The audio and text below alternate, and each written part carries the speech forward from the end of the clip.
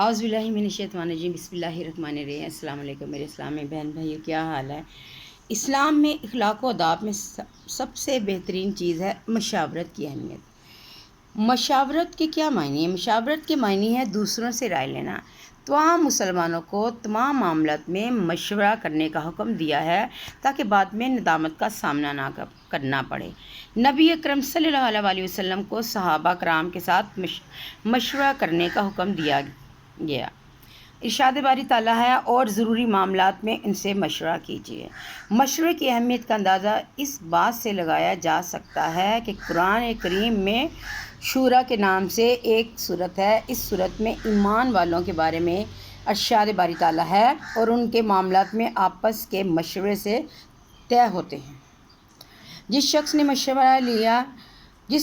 مشورہ لیا جائے اسے مشورہ امانت سمجھ کر دینا چاہیے۔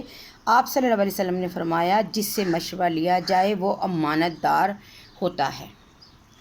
یعنی کہ اگر آپ سے کوئی مشورہ لے یا کوئی بات کرے تو آپ اس کے مشورے کو یا اس کی بات کو امانت سمجھ کے رکھیں۔ یہ نہیں کہ آپ آگے لوگوں کو بتا دیں کہ مجھ سے یہ مشورہ لیا ہے یا اس نے میری یہ بات کی ہے۔ یہ بھی ایک امانت ہے اور امانت کا بھی بہت ہی حساب ہوگا۔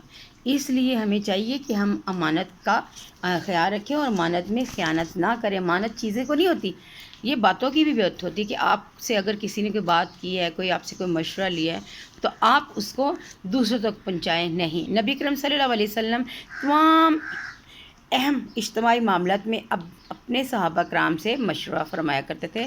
غزوہ خندق کے موقع پر جب آپ صلی اللہ علیہ وسلم نے مدینہ منورہ کی حفاظت کے اسباب کے لیے اپنے صحابہ کرام سے مشورہ لیا تو حضرت سلیمان فارسی خندق کھودنے کا مشورہ دیا، کیونکہ ان کے علاقے میں حفاظت کے لیے خندقیں کھولی جاتی تھیں۔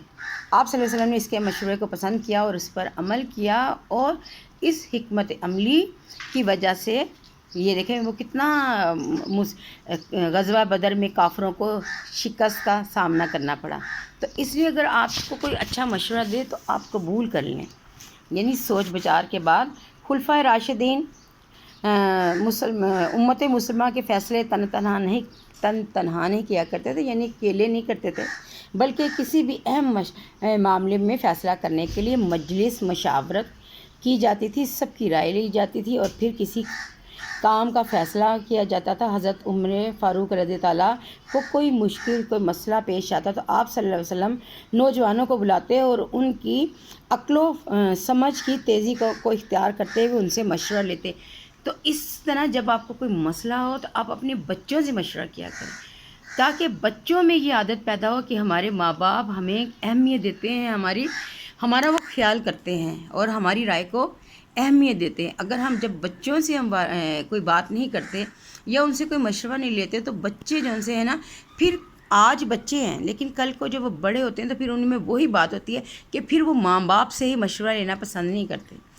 اس لیے اپنے بچوں کو ایسی عادتیں دیں، اس طرح کی ان کی تربیت کریں کہ وہ جیسے آپ ان کے ساتھ اچھا سلوک کریں گے کل کو وہ بھی آپ کے ساتھ ویسا ہی کریں گے۔ اسلام جون سا ہے اس میں ہر معاملے میں ہماری رہنمائی فرمائی ہے۔ اس معاملے بھی اسلام ہماری رہنمائی کرتا ہے۔ اس لیے بچوں کو دین کی طرف لے کے آئیں تاکہ بچوں کے اندر اچھی عادات پیدا ہو سکیں۔ میرے چینل کو لائک اور سبسکرائب کریں پلیز، تاکہ میں جس مقصد کے لیے چینل بنایا ہے وہ کامیاب ہو سکے۔ دعاؤں میں یاد رکھیے گا۔ اوکے، اللہ حافظ۔